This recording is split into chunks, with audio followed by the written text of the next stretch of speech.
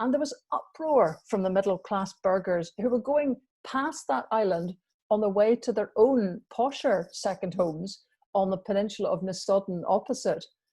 There was uproar, particularly because of, yes, it was dirty camping, because there's no water. There was one well, which was owned by the private houses that lived there, but there was no water in Lindøya. There was no toilets. And so basically, stuff was happening in the woods, which was pretty apparent to anybody who was sailing past. So there was massive opposition to Lindøya. The thing that's so fascinating is that the government, which owned the island, decided that the solution was not to go around evicting people, because there was an annual habit of people arriving from Easter and then coming every weekend. Instead, they decided to just provide facilities, huts in other words, well, not huts, hut sites, so that the families who had been regularly turning up to camp could basically make a better go of it.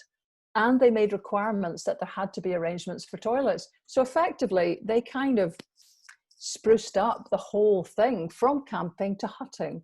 And that then became the story of these islands. There were 600 hut sites. The people were all chosen from the east end of Oslo, which was where the poorest families came from.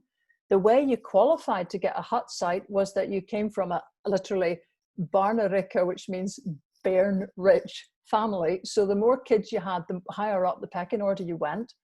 And there was much comment at the time at the socialist idyll that had been created on this island, which was self-organizing, self-policing.